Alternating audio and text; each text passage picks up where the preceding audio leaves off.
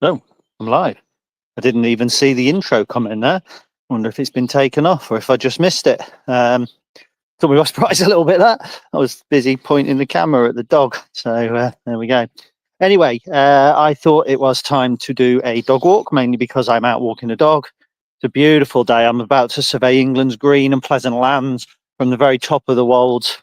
The birds are singing. It's just, yeah, this is England. This is what I love about my country, the countryside. Get me away from the hustle and bustle of the city all day long. But of course, you can never get me away from the hustle and the bustle of Lincoln City, because that is fundamentally what I like to do, what I like to talk about, and it's why I am here this morning.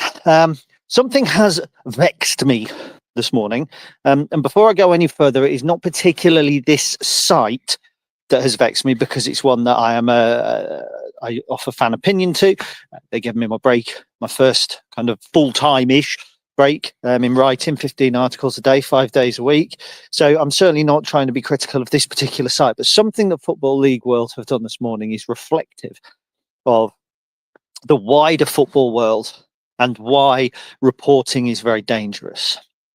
So a couple of days ago, there was a news story that came out that Lincoln City were looking at Macaulay Southern Hales, I think his name is, which was at Stockport. He's a Stockport County player. Suffered some quite bad injury issues over the last 3 years. Really struggled with injuries, and has been released by Stockport County. And the news came out that Lincoln City, Bristol Rovers, and Wigan Athletic were all in for him. Now, this was met certainly in the Stacey West chat and then with me with a degree of skepticism. It just didn't quite feel right to me.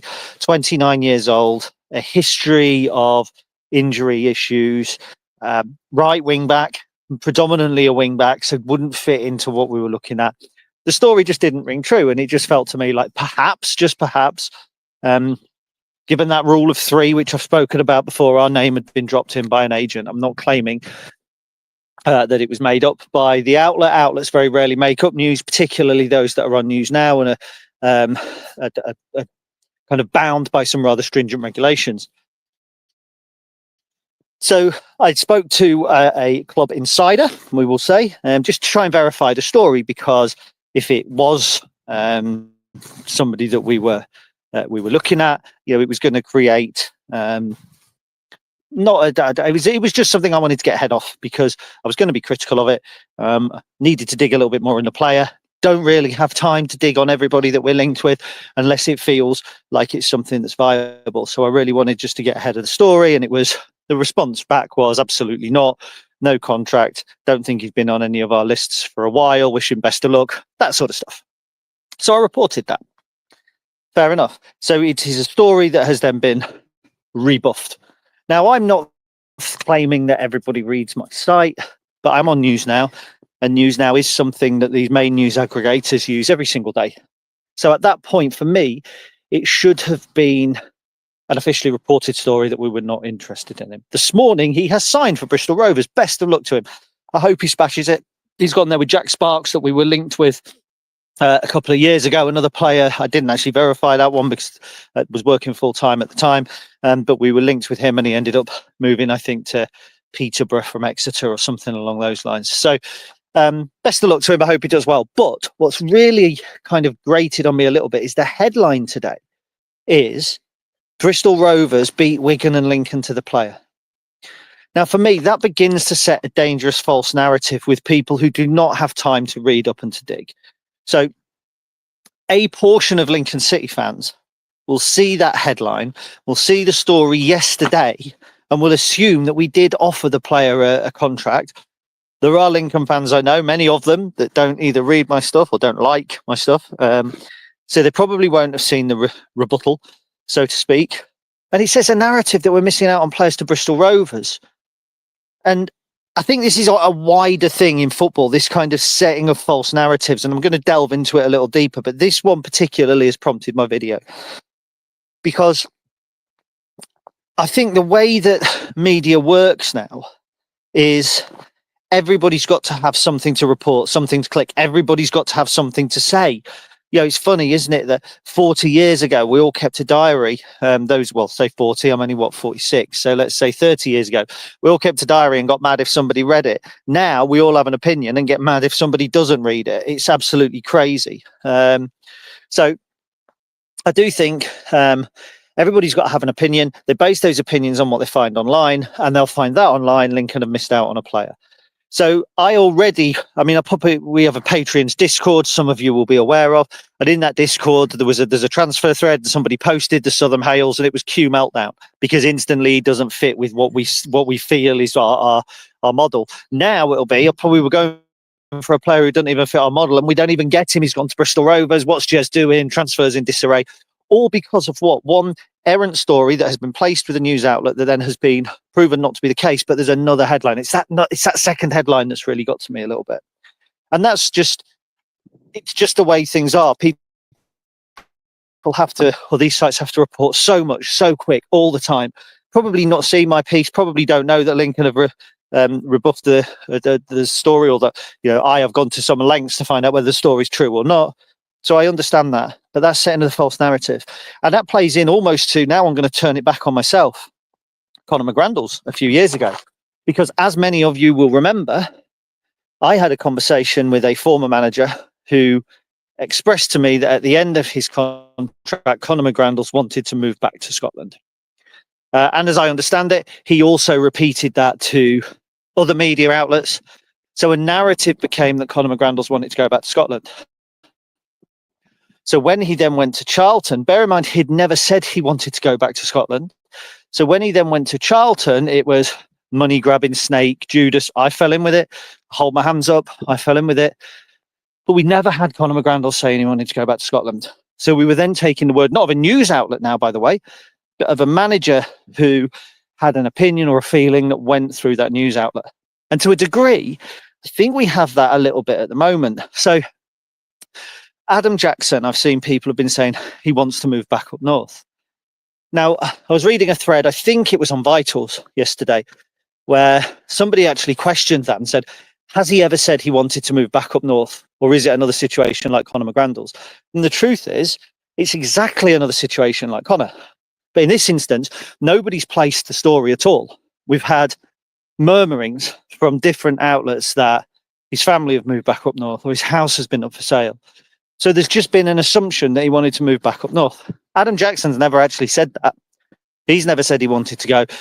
Speaking to him at the awards dinner, again, he never said it. But this narrative has built up. And we talk about false narratives. And it also comes around to JJ McKiernan. And as you can see, whilst I have picked 3 in Southern Hales, Jacko, and this one, that are relevant right now. And it happens every single summer. But with JJ McKiernan, people interpreted what Jez said. And I had a discussion with somebody online about narrative because they interpreted it as Jez promising that JJ McKiernan would come back and get minutes in pre-season. His actual words were, our ambition for JJ is. So at that point, he was stating, in my mind, that the club would have liked JJ to come back and get minutes. He wasn't saying, we will give JJ McKiernan a chance to prove himself. He was saying, the ambition is that we will do that. JJ has now moved to Burton, as we know, for a season.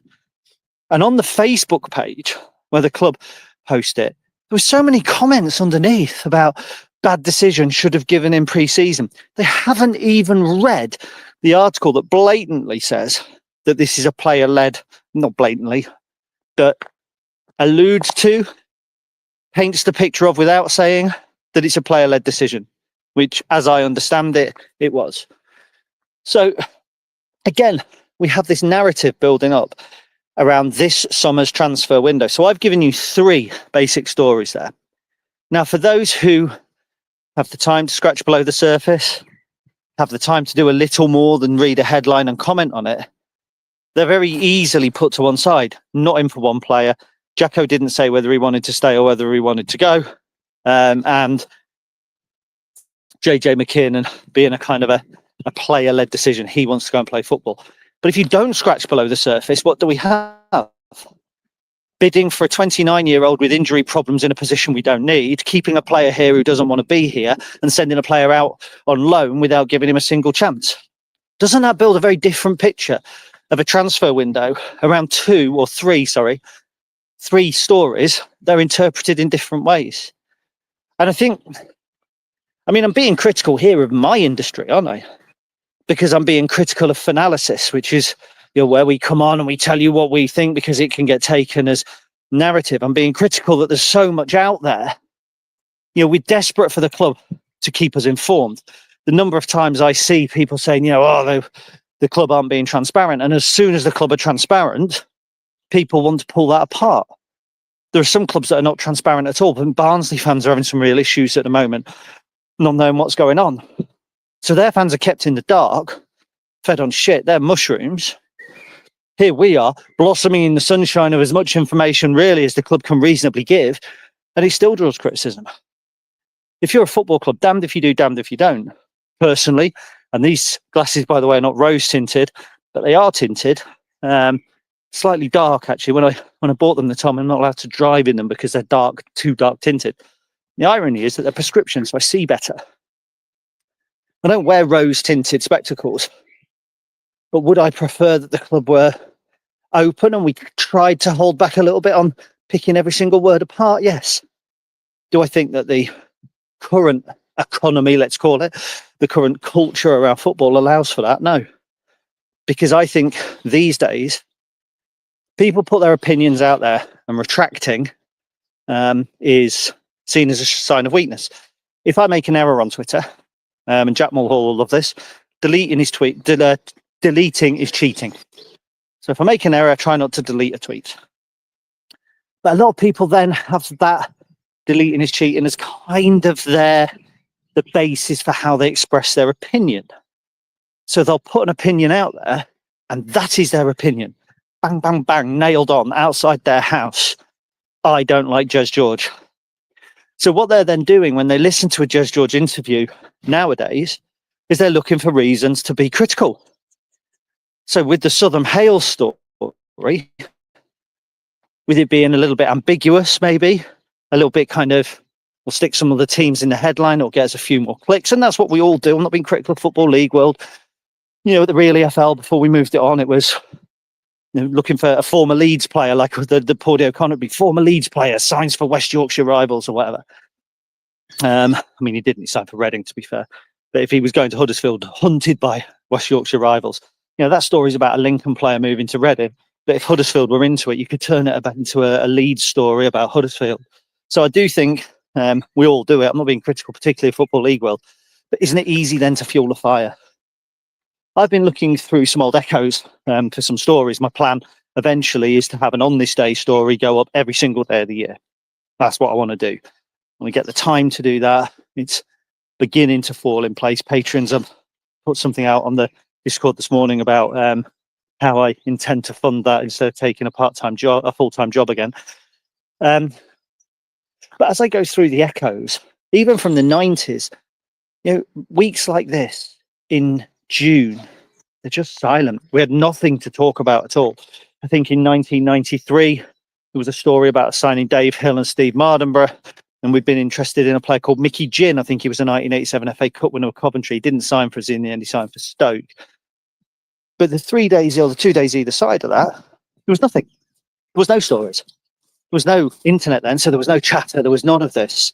So there wasn't any question as to whether the transfer policy was flawed or not, because there was no transfer policy at the time. There was nothing for us to look at apart from incoming players.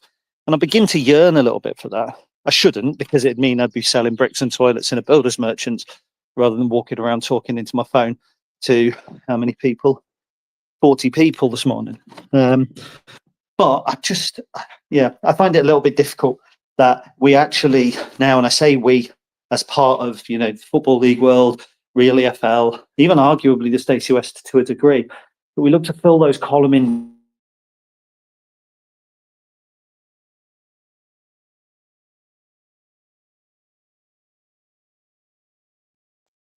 players who weren't given a chance, in inverted commas, by Lincoln at 6:17. They try and drop everything at 6:17 in the morning. Yeah, by lunchtime, I'm going, right, Virtua Trophy, that's the story. So I'll put that out now. We're not, it's not like a journalist trying to fill, a 6-inch column space every day. We're trying to put something out all the time to keep people informed. I want Lincoln City fans to have something to read every single day on my site, on our site. That's what I want. But it's not always easy. I can do the history stuff. So as soon as a news story breaks, this week, there have been 3 or 4 stories that I've had 2 or 3 stories rather written since the middle of May, looking back at players, at games, that sort of thing. And if something topical happens, I'll push them forward. So at the minute, we're well into July. So you've got something to read every day so far up until like next week, something like that in July. The intention is that will carry on. But there's that eagerness, isn't it, for something to read? I did 3 stories on JJ McKiernan over the weekend. 3 stories. If that had been in 1993, it would have been potentially 2 at best. One on the Friday saying maybe he's going, one on the Monday saying, see you later, JJ, with a few letters to the Echo. It's frustrating. This is the best and the worst time for somebody like me, I think, in this sort of industry, because, as a Lincoln City reporter or a Lincoln City kind of media conduit, I want to have accurate information about Lincoln City for you. But I also want to report what is and isn't being said about Lincoln City, hence the Southern Hales, the first report. But I want to get to the truth. I don't want the sensationalism. But as editor-in-chief at the Real EFL, I want as many stories as possible that I can link to as many players as possible. I tend to try not to do it with Lincoln because of the reputation I want to uphold on the Stacey West, but I still do it for the others. So it's great for me from that point of view to be able to do it and get some clicks on the Real EFL, although that's not what I'm paid on, so it's not as important. But it's also great from a Lincoln City point of view that it gives me something to wade through. But it's bad from a Lincoln City point of view because you have to wade through it and you have to kind of try and help steer the narrative a little bit towards the correct outcome. And what happens when you do that? Have a look on the Facebook page and the comments underneath about the JJ McKiernan. I state an actual fact that in the story, it talks about him being it being more or less a player-led decision, and somebody posts a GIF underneath with red and white tinted spectacles. No, I can just fucking read.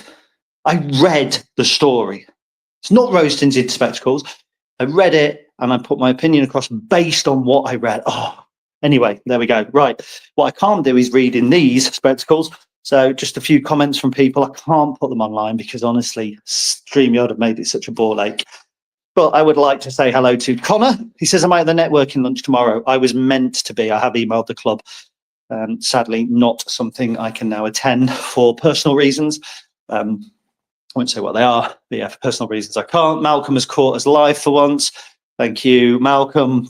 Always great to see Malcolm. Really helped with our European football pieces, which are going out at the moment. Andy Brown says Sparks signed for Rovers. He has indeed. Had a bull morning. Miami Vice style glasses, like Top Gun. I got some Oakleys. Where are my Oakleys? Are they on the table as well? So I've got these, which I also quite like. I can just about read in those. But then I've got these that are non-prescription, and I've got them all. So they're non-prescription, so I can actually see the screen in those, which are the ones I usually broadcast in. Got another pair somewhere as well, but I don't know where they've gone. Anyway, morning, John David said, morning, Ed Harrison. Malcolm says, Gary, let me know about on this day. Yeah, absolutely. We'll touch base on that, mate. You can certainly help out if you wish.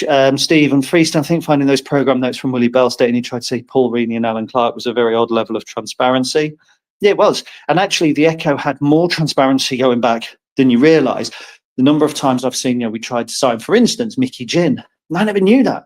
I collected the ProSec cards. I had Mickey Ginn. I knew who he was. I didn't buy the Echo one day. It passes you by. You're not on a message board. Nobody finds out. Unless you buy the Echo and you read the small print, you never know. I love uncovering stuff like that. Owen Dawson, good morning, Gary. What's your opinion of Ethan Arahnan? In your view, more likely to remain or be sold? I thought be sold. I think the transfer business will heat up. It really wouldn't surprise me if he goes. I would imagine the boy that just went to Peterborough United, if we were looking at him, was somebody that we would have been interested in bringing in as a long-term replacement.